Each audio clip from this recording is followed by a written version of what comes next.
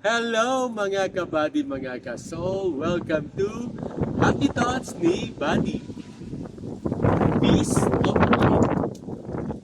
It's very hard to get that. Honest to goodness, coming from your heart, it's really hard to have it.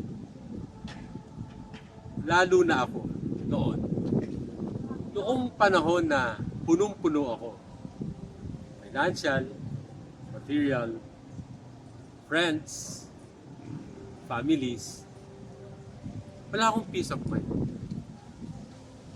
May kulang lagi. At alam ko kung ano yun. I have lost my faith. I have stopped believing in Christ Jesus.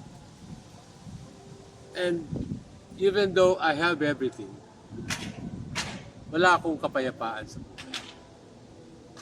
Laging may kakulangan. Laging may hinahanap. And nung finally nakamtam ko ang kapayapaan, peace of mind ko, peace of heart, peace in my mind,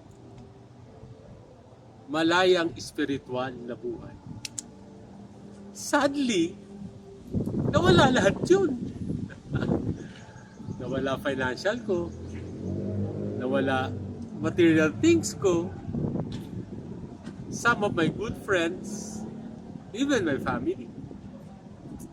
But I can say this na I know it will all come back. Ang sinasabi lang sa akin ngayon ni Jesus, ako muna kasi. And you will have your peace of mind. But I have a better plan for you. And that is true. Even though may kakulangan ako sa mundong ito, wala lahat ako. But meron naman ako, Jesus. Sabi ko nga, I'm so blessed ngayon.